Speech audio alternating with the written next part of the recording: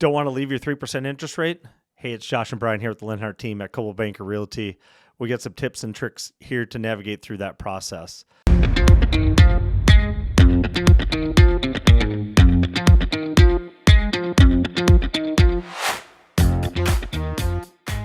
Number one way to be able to keep your interest rate is to rent the house you're living at currently. That's the number one thing. I think I actually had a conversation with a past client yesterday, and they go, hey, what's the easiest way for me to get into real estate investing? It's renting the house out that you've lived in. A couple of reasons why it's the easiest way. One is you know that house. You know exactly the problems with it. You know exactly if it's good or if it's not. There's not that idea of having a house you don't know anything about. And then it's the other point of the fact that you probably bought that house for 5% down or 10% down. The other thing is too, is your cash flow will be by far the best on a house that you've lived in for a while. Right. That's probably the most important thing. You have an interest rate that's way lower than anything you can get right now. You have a property that's increased in value where rents have gone up from the day you purchased it to what it is now. So you have the best chance of having the highest amount of cash flow with the house that you're currently living in. I think the first step to figure out if that makes sense is to know what it could rent for. Right. And what's the easiest way to find out how much your house can rent for? There's lots of things online. Zillow is a great resource to check what are, comparable rents going for on that house. Renters Warehouse is another, great website to check out. Look at rental companies, what they're charging for similar properties. It's something you did with your first house. Something I did with my first house is I rented it out. And I went from my interest rate on my first house was more expensive than my interest rate on my next house that I bought after that. So it was how I got into real estate investing when I was 22 years old. So yeah, and I think it's knowing that is I'll actually tell the story about the first house that I bought was a foreclosed townhome actually for $160,000, which at that time was expensive. What is this, 2016 or something like that? We lived in that house for 4 or 5 years, and I think it was 2019 we moved out of that house. And so I purchased it for $160,000. The day I moved out, we had a 4% interest rate or 4.5% interest rate, I think is what it was. And that house was worth $200,000. We moved out, moved in a different house. I fixed that house out. That house was nicer the day the renters moved in than the day I left. My wife wasn't very happy about that. And then put renters in there, and it rented out at like $1,600, I think, at the time. So I made like $400 a month, Yep. Right? So now the difference between that then and now, let's say I did sell that property, right? I had a $40,000 equity increase, right? And I would have been able to take that cash to be able to buy a new house, right? But what I was able to do then now is like that house was worth $200,000 then, it's now worth $275,000. Yep. My mortgage has went down from where, let's say, I think it was at $135,000 to now it's at $100,000. My interest rate also went down from 4% to 3%. because you refied. Because I refied. Yep. So now that got, and also rents went from $1,600 to $2,250. Now, when I first did that, $400 a month, not that great. Yep. Could take it or leave it, could just use this cash. But the two things that you miss is the fact that rents went up a lot, but let's say they didn't. Yep. My mortgage went down.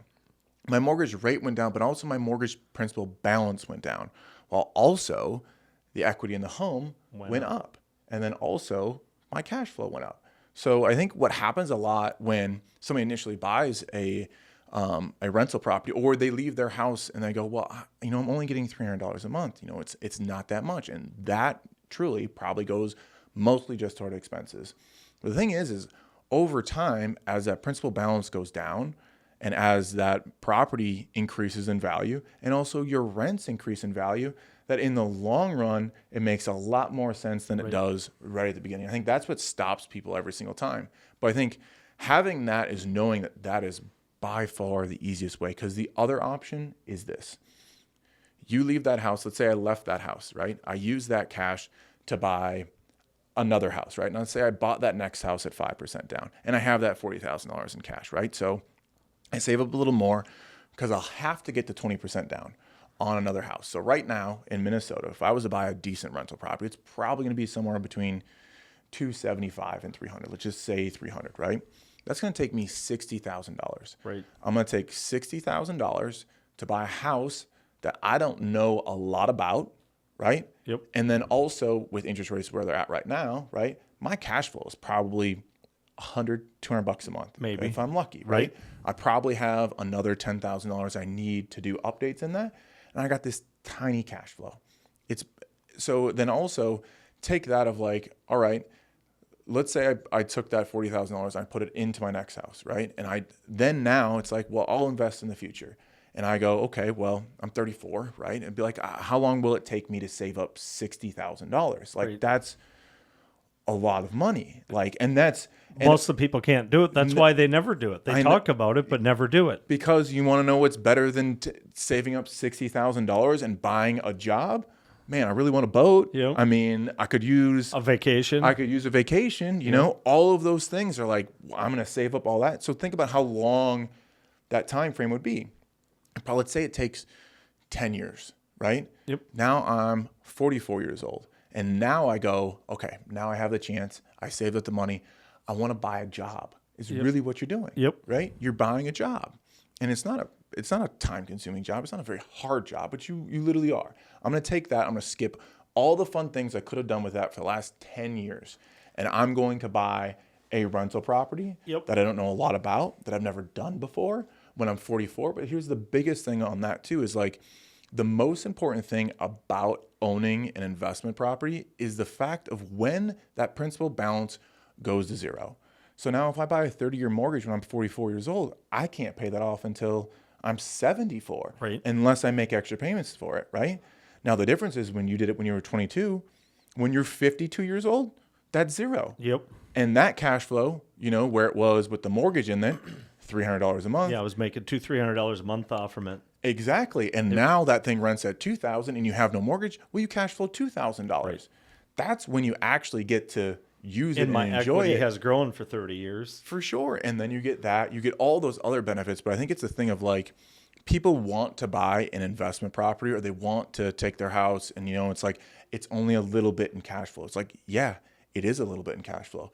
But 30 years from now, it'll be really good. Or 2 or 4 or 5 years from now, it'll can continue go up. to grow. Yeah, yes. That's very true. But I think it's that thing of like, they're like, oh, well, I thought if I bought a rental property, you know, I'd make $1,000 a month and I'd be able to spend this, I'd be able to do this and I'd be able to do that. It's like, no, you won't right now. Right. Not until you get a few of them, not until they're probably paid off. And then you get a ton of options. I think that's the important thing of like, keep your interest rate. Please do it.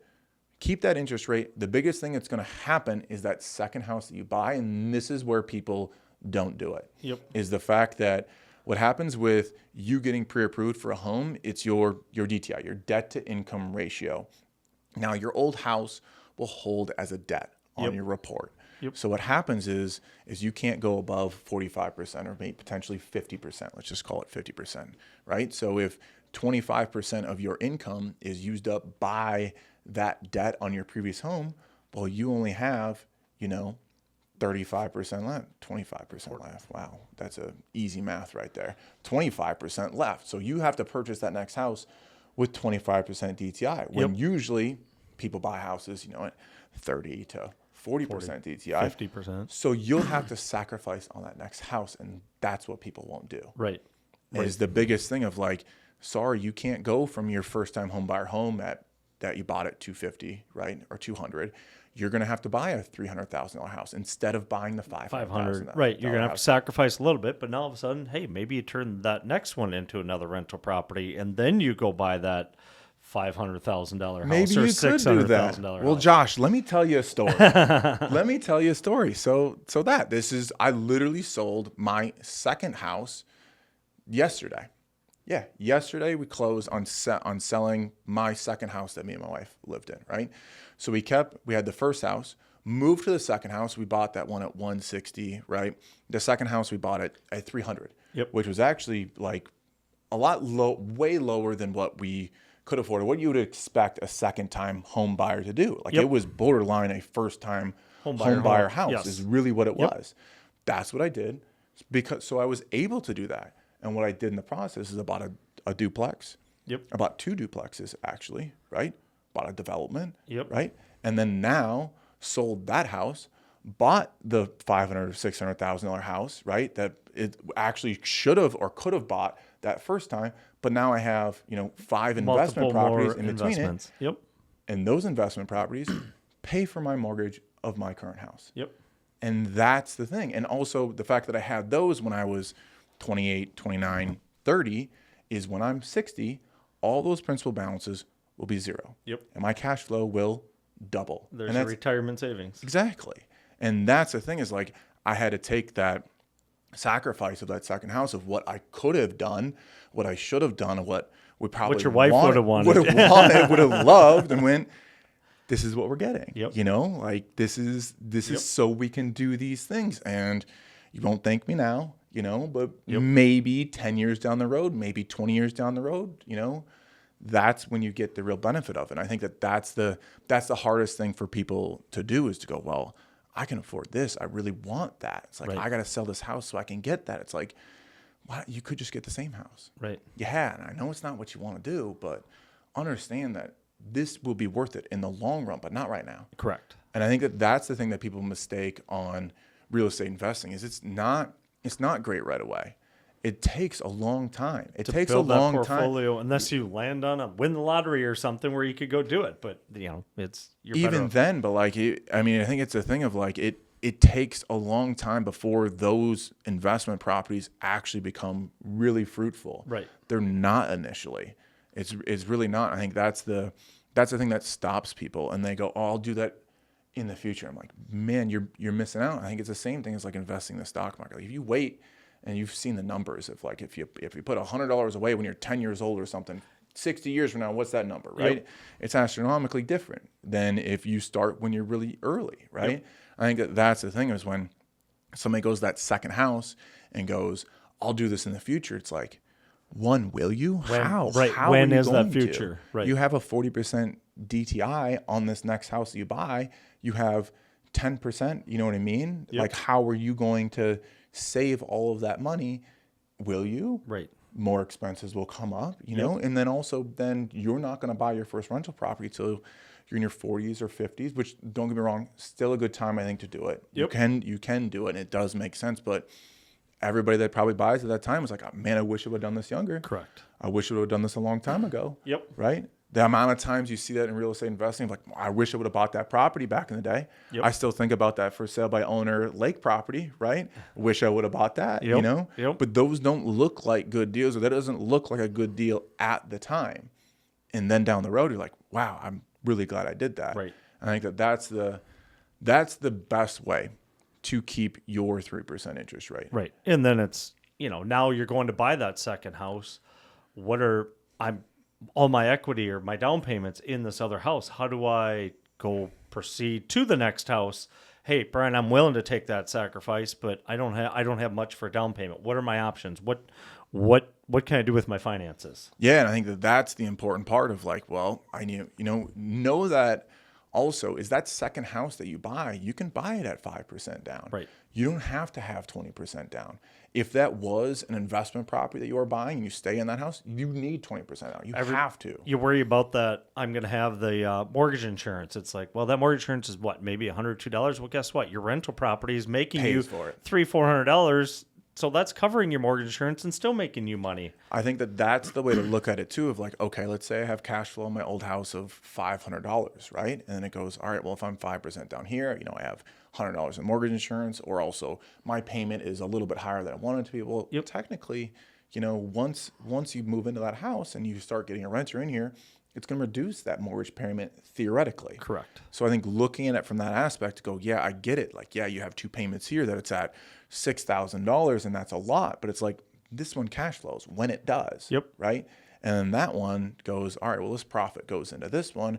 And also you have a balance that is getting reduced And every you're building your single wealth month. twice as fast. Yes, versus exactly. one at a Of time. you living in your own house. It's like, that's the important part to look at. And the way you can do that too is like, okay, well, I need some cash from there. It's like, well, now you open up the option for HELOCs. And what a HELOC is a home equity line of credit. So if you own a property if you have more than 10% into it. Some companies will do it up to 90% of your Loan to loan to value. value ratio, which is getting kind of complicated. But essentially, like if I own a house for $300,000 that's worth $300,000 in appraised value, and I owe $200,000 on it, You well, I have have about 70, technically around 70,000. You have around $70,000 that you can access once you get a HELOC on it. So you have one, I have one. I have actually all of my properties bundled together, so I can go to the bank and pull out a line of credit to be able to purchase another investment property Right. from the equity of all those homes, and then I can just pay them off, close it out, which is exactly what I did yesterday too. Is I had a HELOC open to buy an investment property Yep. from my other properties and close it out with the sale of that house. So you get these options when you have that equity that you can access it for smart things. Right. But I think that understanding that you have those options, I think the other option that you have too is the fact that you can refinance those places. You can cash out refinance. Right. When it goes to now, that's a way that you'll end up losing your 3% interest rate, because a HELOC will keep your interest rate. It just goes attached to it, right? Yep. If As you a cash secondary out mortgage, as a essentially. secondary mortgage, your cash out refi is a little bit different. That's A where little you're bit more risky. Yeah, you're not necessarily risky. It's the fact that it'll change your cash flow because you'll change interest rates. So Right. being that interest rates right now around 6.5, to cash out refi, you're probably going to be at 7%. So you're going to change your 3% into 7%. Be able to take out that 20%, Whatever take out, amount you want to move forward on. and you get to next keep purchase. that. You get to do whatever you want with that. Yep. So you can do those at certain times, whenever you kind of want. Lean toward the HELOC because you want to keep that 3% interest rate. Correct. As long as you can. And they're but those generally will- cheaper to obtain.